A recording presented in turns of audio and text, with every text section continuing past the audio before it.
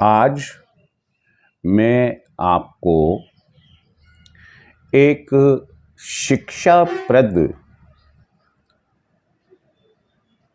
संदेश देने जा रहा हूँ और ये शिक्षाप्रद संदेश मैं आपको 5 सितंबर को मनाए जाने वाले शिक्षक दिवस के उपलक्ष्य में दे रहा हूँ।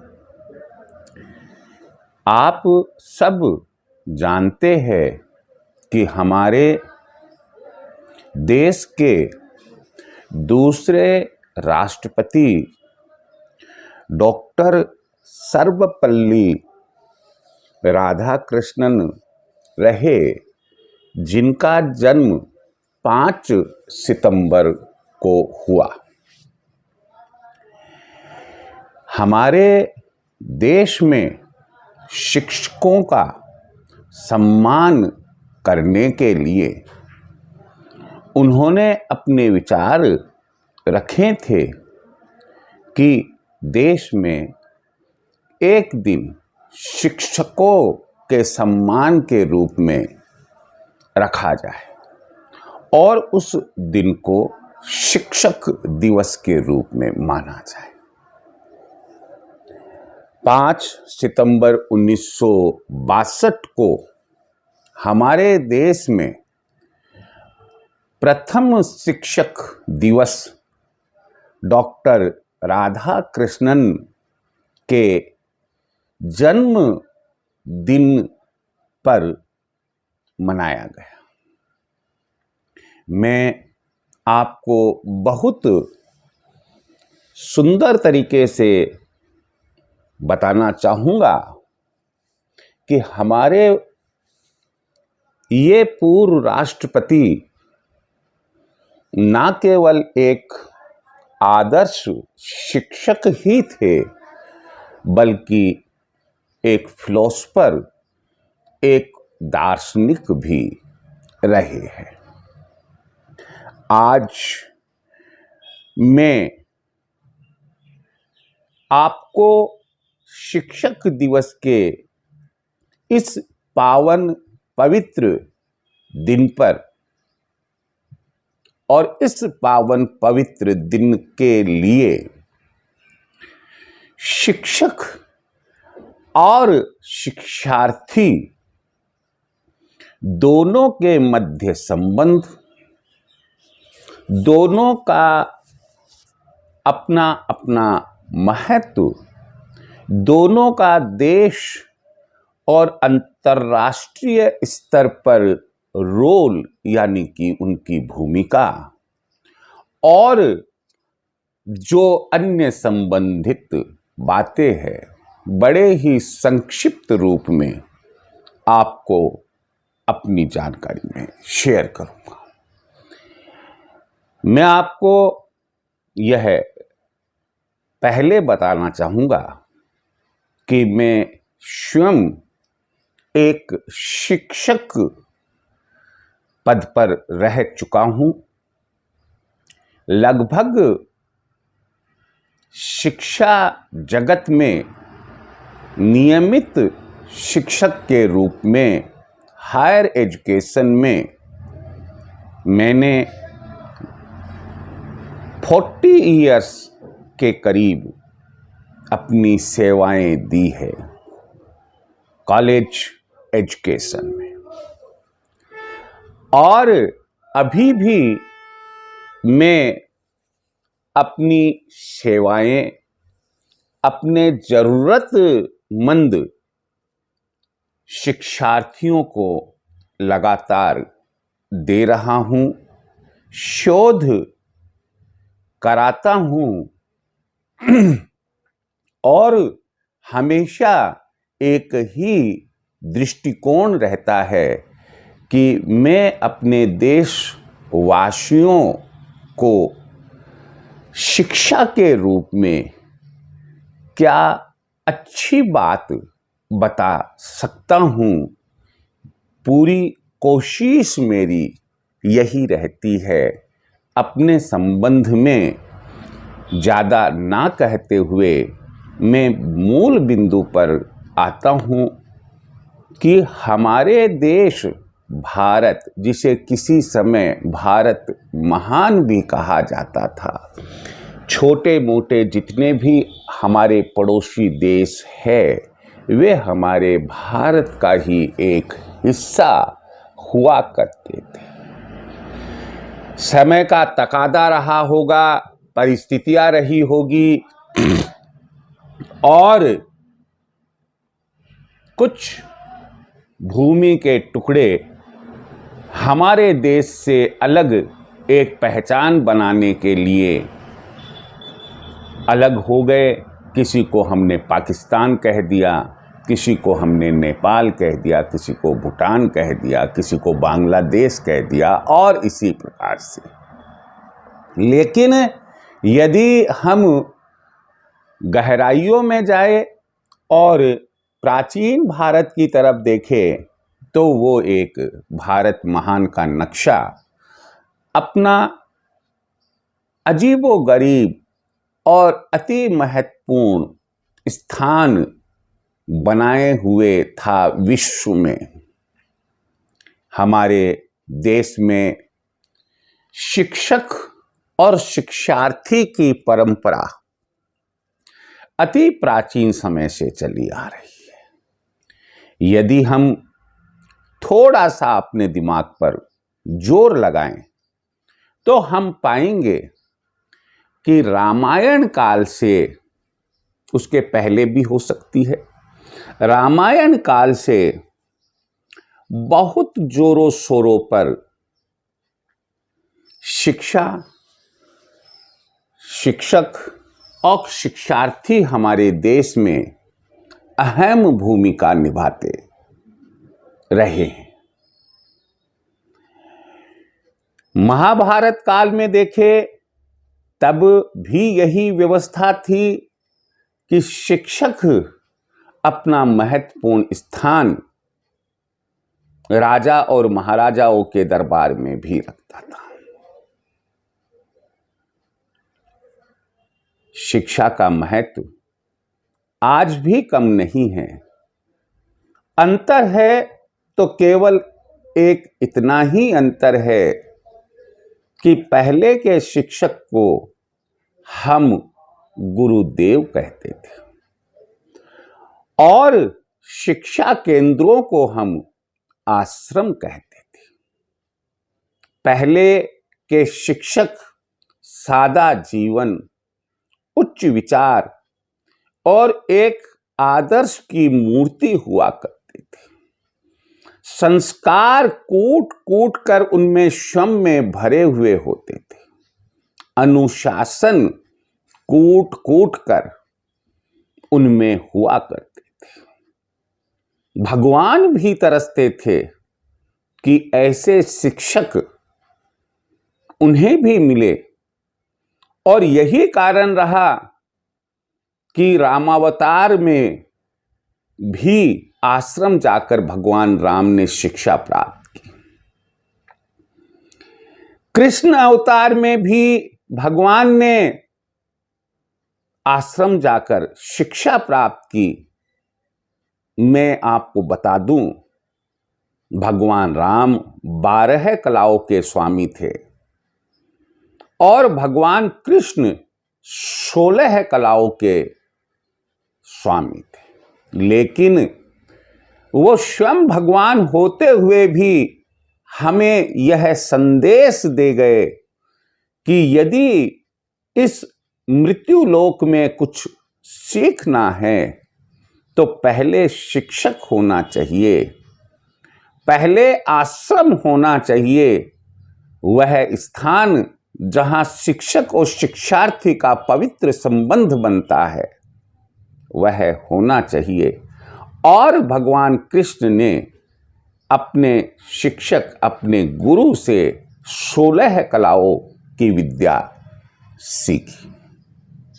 आज जो वर्तमान समय चल रहा है,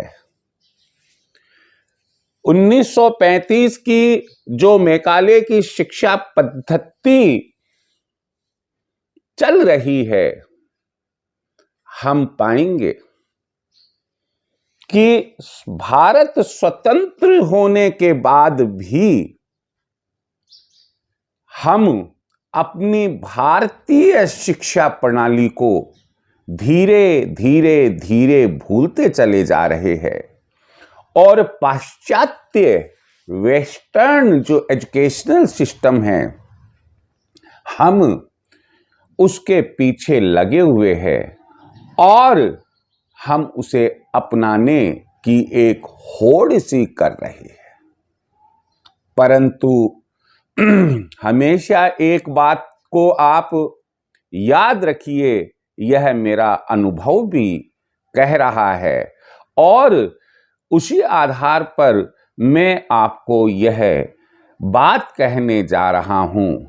देखिए, आचार विचार व्यवहार सभ्यता संस्कृति ये सब की सब जन्मजात होती है, भौगोलिक परिस्थितियों से प्रभावित होती है और जिस देश में आप जन्म लेते हैं, आपके सराउंडिंग्स में आपके पेरेंट्स, आपके जो अन्य रिश्तेदार है, जो पड़ोसी है, जो गांव वाले हैं, जो शहर वाले हैं और जो राष्ट्रवासी है, कभी भी हमें अपने उन संस्कारों को, उन संस्कृतियों को और उस सभ्यता को नहीं भूलना चाहिए जिसमें हमारा जन्म हुआ है।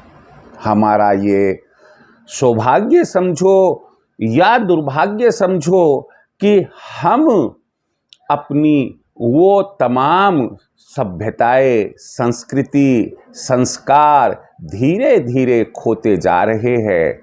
ऐसा लगता है कि जैसे कभी कोई कहता था कि हम तो वानर की संतान हैं, अवशेष के रूप में पूंछ केवल इसलिए अब रह गई है क्योंकि उस समय पूंछ हुआ करती थी, हम उसका प्रयोग नहीं करते थे, तो धीरे धीरे धीरे लुप्त होती होती एक अवशेष के रूप में रह गई है। कहीं ऐसा ना हो कि हमारी जो भारतीय सभ्यता, संस्कृति, शिक्षा प्रणाली यह भी धीरे धीरे लुप्त हो जाए। हमारे देश में ऐसे ऐसे शिक्षक हुए हैं जिनकी कोई हम व्याख्या शब्दों में कर ही नहीं सकते हैं।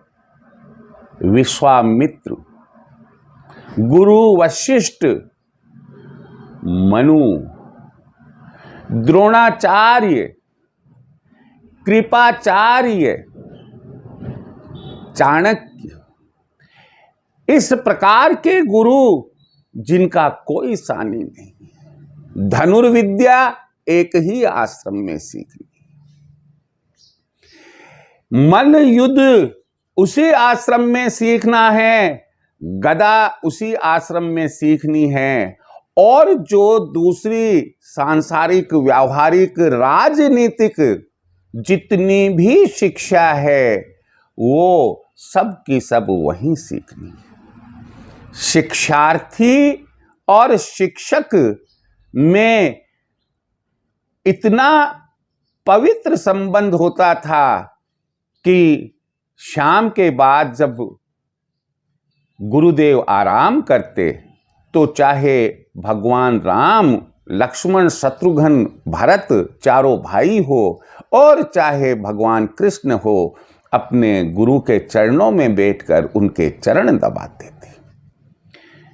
दिन में गुरु माता की रसोई में कोई विघ्न बाधा नहीं आए, लकड़ियां भी बीन कर लाते थे, गायों को भी चराते थे, आश्रम की सुरक्षा भी करते थे, ऋषियों की भी सुरक्षा करते थे।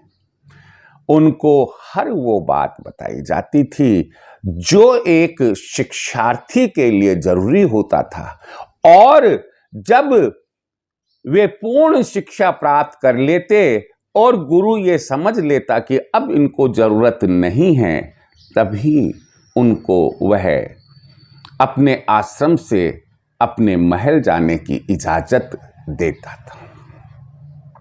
लेकिन जिस समय वो महल जाते अपने, उस समय वो पारंगत होते थे, हर क्षेत्र में पारंगत होते थे। फिर उनको आगे हायर एजुकेशन की जरूरत नहीं पड़ती थी। अगर राजा दशरथ के दरबार में गुरु वशिष्ठ आ गए तो अपने आसन से उठकर राजा उनके चरण स्पर्श करते, उनके चरण धोते उनकी पूजा करते, अपने वस्त्र से उनके चरण को साफ करते, सुखाते और उनसे आशीर्वाद प्राप्त करते। राजा जनक के गुरु यदि जनकपुरी पहुंच गए तो राजा जनक भी उठकर ऐसे ही सम्मान करते थे। यह बात यहीं तक सीमित नहीं थी, महाभारत काल में भी यही स्थिति रही थी। अब वर्तमान काल जो चल रहा है, जिसे हम कलयुग कहते हैं, और 1947 के पहले से ही हमारे यहाँ भारत में स्कूल और कॉलेज की परंपराएं, आधुनिक शिक्षा पद्धति की परंपराएं शुरू हो चुकी थी। जहां तक मुझे ख्याल आ रहा है कि पहले स्कूल प्राइमरी स्कूल हुआ करते थे, मिडिल स्कूल होते थे, हाई स्कूल होते थे, फिर इंटर कॉलेज होते थे, फिर स्नातक और स्नातकोत्तर शिक्षा प्राप्त करने के लिए कहीं दूर देश में जाकर, दूर देश का मतलब है किसी दूसरे स्टेट में जहां यूनिवर्सिटी स्नातक और स्नातकोत्तर कक्षाओं की परीक्षा लेती थी, शिक्षा प्राप्त करने के लिए जाया करते थे। लगभग 1960 तक शिक्षा पद्धति हमारे यहां की भी बड़ी उत्तम हुआ करती थी। हर प्रकार का अध्ययन करवाया जाता था। ना केवल अध्ययन बल्कि साथ में सिलाई भी, कताई भी, बुनाई भी, चरखा कैसे चलाते हैं, तकली कैसे चलाते हैं, चित्रकला कैसे बनाते हैं, इन सब की भी जानकारी दी जाती थी। और यह नहीं है कि पाश्चात्य जो लैंग्वेज, इंग्लिश लैंग्वेज है, उसकी पूर्ण अवहेलना होती थी, बल्कि वह भी कक्षा 5 या कक्षा 6 से शुरू होती थी, ताकि इंटरनेशनल लेवल पर हमारा विद्यार्थी अपने आप को अपंग नहीं पाए।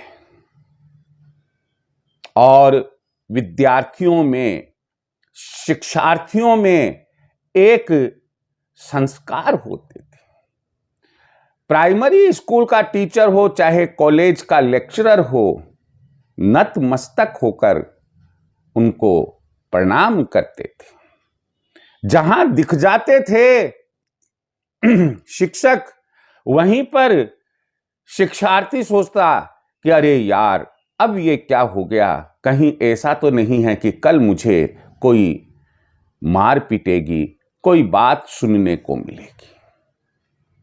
मैं आपको बता दूं कि शिक्षक के साथ साथ उस समय के जो पेरेंट्स, माता पिता, दादा दादी, ताऊ ताई, चाचा चाची जो होते थे, वे भी अपने बच्चे का पक्ष शिक्षा के मामले में नहीं लेते थे। हम जानते हैं कि हमारा भारत संयुक्त परिवार के लिए जाना जाता है। हमारी सभ्यता संस्कृति में संयुक्त परिवार को, जॉइंट फैमिली को एक बहुत ही महत्वपूर्ण स्थान दिया हुआ है। मैं ये जो पुरानी बातें आपको शेयर कर रहा हूं, वह इसलिए कर रहा हूं कि दिल के किसी कोने में अभी वर्तमान शिक्षा पद्धति जो चल रही है उसको देख और सुनकर दिल कांपने लग जाता है। दिमाग में एक हलचल सी होने लग जाती है कि एक शिक्षक और शिक्षार्थी का जो संबंध था वह तार तार तार होते नजर आता है। शिक्षक का जो कर्तव्य और अधिकार था वो कर्तव्य और अधिकार ऐसा लगता है कि जैसे कि ना मालूम कितनी प्राचीन सभ्यता का अंग वह बन चुका है और आधुनिक रूप में वो भारतीय शिक्षक नजर नहीं आता है दूर दूर तक। और ना केवल वह बल्कि अगर हम शिक्षार्थी को देखें तो वो अपने शिक्षकों से एक कदम दूर आगे है, अर्थात उनमें कोसों दूर तक शिक्षा और शिक्षा के प्रति लगाव नहीं के बराबर देखने में आ रहा है। यहां मैं उन टीचर्स और उन स्टूडेंट्स से क्षमा चाहूंगा कि जो अभी भी अपनी भारतीय परंपरा के अनुसार शिक्षक अपनी शिक्षा दे रहे हैं, कर्तव्य का पालन करते हैं, अधिकारों का पालन करते हैं और शिक्षार्थी भी अभी अपने भारतीय शिक्षा पद्धति को नहीं भूल पाए। लेकिन उनका जो प्रतिशत है, यदि मैं गलत नहीं हूं तो बड़ी मुश्किल से 5 से 10% ऐसे शिक्षक और शिक्षार्थी हमारे देश में रह गए। यह जो बात चल रही है शिक्षक दिवस के इस पावन दिवस पर कि आज शिक्षक और शिक्षार्थी की स्थिति कैसी है, अपवाद में वो आदर्श शिक्षक जो 5 से 10% में आ रहे हैं, वो आदर्श विद्यार्थी वो मेरी बात को अन्यथा कदापि कदापि कदापि ना ले। मैं उनको पॉजिटिवली प्रोत्साहित करूंगा कि वे अपने लक्ष्य को ना भूले और हमेशा अपने लक्ष्य को सकारात्मक सोच रखते हुए प्राप्त करने की कोशिश करें। परंतु जब हम आज की इस आधुनिक शिक्षा प्रणाली की तरफ चलते हैं जहां 2.5-3 साल का बच्चा नहीं होता है, उसके पहले तो पेरेंट्स कहने लग जाते हैं दाखिला कब करवाओगे। अरे भाई, हमारे बुजुर्ग कहते थे कि एक साइड से दूसरी साइड का, एक साइड के हाथ से दूसरी साइड का कान यदि सिर के ऊपर से पकड़ने में नहीं आता है तब तक स्कूल में दाखिला बच्चे का नहीं कराना चाहिए। बच्चे के दिमाग की जो ग्रोथ होती है वह भी इसी समय 4-5 साल की उम्र में तीव्र गति से होती है। हम उनको क्या वजह है मैं नहीं जानता, स्कूल की तरफ धकेल देते हैं। वहां वो क्या पढ़ेंगे, क्या शिक्षा लेंगे, मैं नहीं समझ पाता। और जो शिक्षक है उनको क्या उस उम्र में जहां उनको अपनी मम्मी की, अपनी माता की जरूरत है, जहां उनको अपने पिता की, अपने बड़े भाइयों की, बड़ी बहनों की जरूरत है, जहां उनको खेल के मैदान की जरूरत है, खिलौनों की जरूरत है, वहां हम उसको एक कमरे में शिक्षा के नाम से, आधुनिक शिक्षा के नाम से कैद कर लेते हैं। मेरी व्यक्तिगत मान्यता है कि जब तक 5 वर्ष, कम से कम 5 वर्ष तक का बच्चा नहीं हो, आप अपने बच्चे को स्टूडेंट, शिक्षार्थी बनाने की कोशिश, स्कूल शिक्षार्थी, स्कूल स्टूडेंट बनाने की कोशिश ना करें। आप घर पर, जैसा हमारी सभ्यता संस्कृति कहती है कि मां पहला गुरु होती है अपने बच्चों की, घर पर ही उनको शिक्षा दे, उनको कैसे खाना है, कैसे उठना है, कैसे खेलना है, कब सोना है, कैसे बातें करनी है, इन तमाम बातों की व्यावहारिक शिक्षा उनको दे। स्लेट और बढ़ता किस तरह से पकड़कर ऐसे अनार लिखते हैं, यह तालीम, यह शिक्षा भी वह अपने बच्चों को घर पर दे। आज की शिक्षा प्रणाली में यह लेक्चर कुछ बड़ा होने जा रहा है, उसे मैं संक्षिप्त रूप दे रहा हूं। आज की शिक्षा प्रणाली में इतनी विकृतियां, इतने रोग, इतने दोष पैदा हो गए हैं कि सच्चा शिक्षक यदि उसको रोजगार की चिंता नहीं हो तो वह किसी स्कूल या कॉलेज में पढ़ाने के लिए कदापि नहीं जाएगा। शिक्षार्थियों को शिक्षा से कोई लगाव नहीं है। धीरे धीरे लगाव कम होता चला जा रहा है। उसके पीछे लॉजिक क्या है, मैं यही कह सकता हूं, शायद पहला लॉजिक है एनवायरमेंट, वातावरण, दूसरा है मिलावटी खान पान, तीसरा है उनको जो इस छोटी सी उम्र में मनोरंजन के नाम से मोबाइल, शिक्षा प्राप्त करने के लिए मोबाइल हाथ में पकड़ा दिए गए हैं। हर घर में, छोटे से छोटे गांव में जहां टीवी हो गया है, जहां खान पान में इतना बदलाव आ गया है कि गैस छोटे से छोटे गांव में पहुंच चुकी है, गैस की रोटी, और जो वेस्टर्न फूड है वो यदि हम खाएंगे तो ऐसी परिस्थिति में जैसा वातावरण हमें मिलेगा, जैसा प्रोत्साहन हमें मिलेगा, हमारे बच्चों के दिल और दिमाग का विकास वैसा ही होगा और उनका मन धीरे धीरे शिक्षा से हटता चला जाएगा। बुरा ना मानिए, आज एक मैट्रिकुलेट स्टूडेंट को मैथ्स में plus minus, multiplication, division, square root, cube root आते ही नहीं है। बुरा ना मानिए, कहने को इंग्लिश सिस्टम एजुकेशन में है, लेकिन जहां ग्रामर की बात आएगी, शायद article, prepositions, tenses, active voice, passive voice, direct indirect speech, इसमें वह स्टूडेंट अपने हाथ खड़े कर देगा।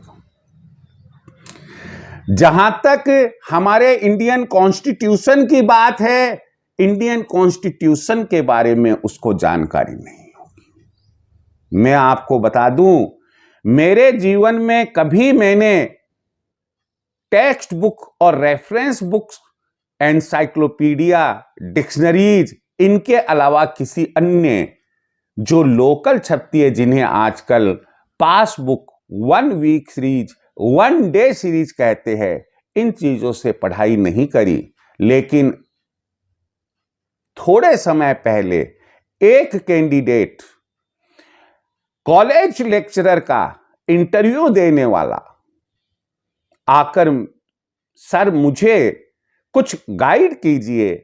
मैंने कहा, देखिए, आपको जर्नल्स और मैगजीन्स की जानकारी होनी चाहिए। आपको आश्चर्य होगा कि जिनकी उम्र 35 प्लस में चल रही है और एजुकेशन लाइन से जुड़े हुए हैं और कॉलेज लेक्चरर के इंटरव्यू की तैयारी चल रही है, नहीं मालूम है कि ये मैगजीन्स और जर्नल्स क्या होते हैं। 5 प्रकार के न्यूज़पेपर्स, स्टेट लेवल और नेशनल लेवल के न्यूज़पेपर्स की जानकारी नहीं होती है। डिक्शनरीज के 5-7 डिक्शनरीज के नाम नहीं बता सकते हैं। एनसाइक्लोपीडिया का हिंदी रूपांतर नहीं जानते। मुझे आप यह बताइएगा कि जो अब तक 15-20 साल से अपने बच्चों को स्कूल एजुकेशन में शिक्षा दे रहा था, उसने क्या बताया होगा कि रेफरेंस बुक्स क्या होती है, टेक्स्ट बुक्स क्या होती है, रिकमेंडेड बुक्स क्या होती है, और क्या बच्चों ने पढ़कर तैयारी की होगी और क्या उनका डेवलपमेंट रहा होगा। अपन स्वयं अपने आप से पूछे। अगर आप एक शिक्षक है तो शिक्षक के रूप में सोचिएगा, और अगर आप एक स्टूडेंट है तो स्टूडेंट के रूप में आप सोचिएगा। आज स्थिति यह चल रही है शिक्षा प्रणाली की कि स्टूडेंट जो ज्योग्राफी में चल रहा है उसको ये नहीं मालूम कि सेंटीमीटर बड़ा होता है कि मीटर बड़ा होता है। कमरे का जो एरिया है वो किलोमीटर में जानते हैं कि मीटर में जानते हैं। गज क्या होता है, फुट क्या होता है, मुझे आप यह बता दीजिएगा कि कैसे कह दे कि वह बच्चा एक अच्छा, एक आदर्श स्टूडेंट है। मेरी बातें निश्चित रूप से आपको कड़वी लग रही है, मैं मान कर चलता हूं कि कड़वी लग रही है, परंतु यथार्थ यही है। अगर आप पेरेंट्स हैं तो अपने बच्चे से एक बार पूछ कर देख लेना कि तुम्हारी शर्ट या कुर्ते में अगर कपड़ा हम लाना चाहे तो कितने किलोमीटर लाएं या कितने मीटर लाए, कितने गज या सेंटीमीटर लाए, और आपको मालूम पड़ जाएगा कि आपका बच्चा जिस पर हर साल आप 1.5-2 लाख रुपए खर्च करते हैं और 15 साल पढ़ाया तो लगभग 25 लाख रुपए के करीब खर्च कर दिए, उसको मेजरमेंट की जानकारी भी नहीं है। और यदि आप एक टीचर हैं तो आप अपने सीने पर हाथ रखकर सोचिएगा। देखिए, मैं वो 5-10% आदर्श टीचर्स है उनकी बात नहीं कर रहा हूं। सोचिएगा, क्या एनसाइक्लोपीडिया आपने देखी? क्या एनुअल बुक्स आपने देखी? क्या आप अपने सब्जेक्ट और दूसरे सब्जेक्ट्स की आपने जर्नल्स, मैगजीन्स देखी? रिजर्व बैंक ऑफ इंडिया के बुलेटिन्स देखे? आपने क्या अपने सब्जेक्ट की रेफरेंस बुक्स देखी? क्या आपने कभी ये जानने की कोशिश करी कि रेफरेंस बुक्स क्यों और टेक्स्ट बुक्स क्या होती है? बोर्ड यूनिवर्सिटी ने जो बुक्स रिकमेंड कर रखी है सिलेबस में, क्या कभी हमने वह देखी? देखिए, ये पावन दिवस है, मैं ज़्यादा कुछ नहीं कहना चाहूँगा, लेकिन फिर भी मैं यही कहूँगा कि एक टीचर को आदर्श शिक्षक बनने के लिए, आइडियल टीचर बनने के लिए इस पावन दिवस पर संकल्प लेना चाहिए कि मेरे में जो कमियां हैं मैं उन कमियों को दूर करूँगा और एक आदर्श शिक्षक बनकर दिखाऊंगा। जो स्टूडेंट्स मेरी बात को सुन रहे हैं वे भी निश्चित करें कि मैं जिस भी सब्जेक्ट को पढ़ रहा हूं, आप अगर कॉलेज में हैं, आपके साइंस है, आप फिजिक्स, केमिस्ट्री, बायोलॉजी, मैथमेटिक्स जो भी पढ़ रहे हैं आप उसमें पारंगत हो। कॉमर्स है, आप financial accounting, cost accounting, income tax, GST, इन सब स्टैटिस्टिक्स, इन सब का खूब अच्छे से अध्ययन करें। अगर आप आर्ट्स फैकल्टी के हैं तो आपको इंडियन हिस्ट्री अपने ancient Indian history, medieval Indian history और मॉडर्न इंडियन हिस्ट्री के साथ साथ आपको कंप्लीट ज्योग्राफी आनी चाहिए, इंडियन कॉन्स्टिट्यूशन की जानकारी होनी चाहिए, पॉलिटिकल साइंस की जानकारी होनी चाहिए, पब्लिक एडमिनिस्ट्रेशन की जानकारी होनी चाहिए, आपको फिलॉसफी की कि हमारे जो दार्शनिक रहे हैं कौन कौन रहे हैं उनकी जानकारी होनी चाहिए। हमारा देश विद्वानों से भरा हुआ, अरस्तु, हमारा देश विद्वानों से भरा हुआ है, रामानुजम है, आर्यभट्ट रहे हुए हैं, स्वामी विवेकानंद रहे हुए हैं, डॉक्टर रविंद्रनाथ टैगोर रहे हुए हैं, डॉक्टर राधा कृष्णन जिनकी हम आज जन्मदिन मना रहे हैं।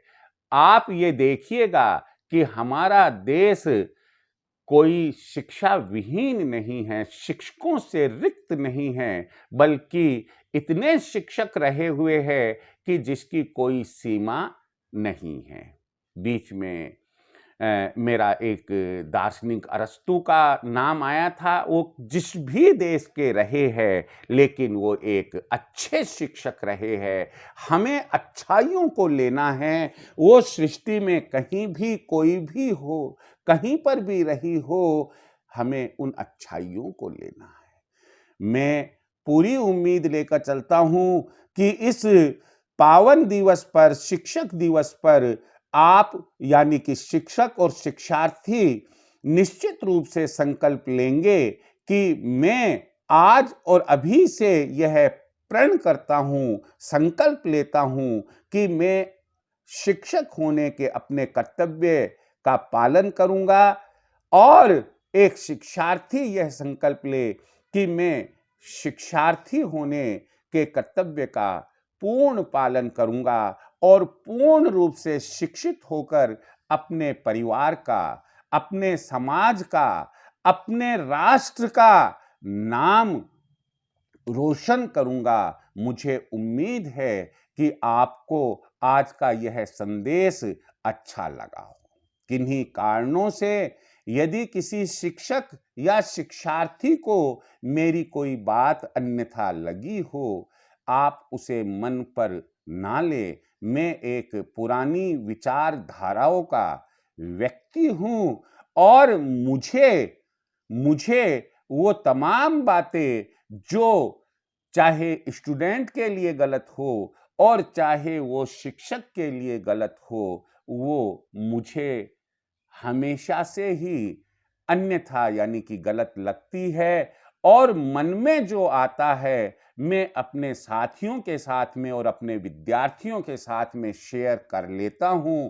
मानते हो अगर आप, बहुत अच्छी बात है, और अगर आप नहीं मानते तो आप देखिए, स्वतंत्र भारत के नागरिक है, आप अपने भले बुरे का सब ज्ञान रखते हैं। आप जैसा ठीक समझे उस तरीके से आप अपने आप को ढाल ले।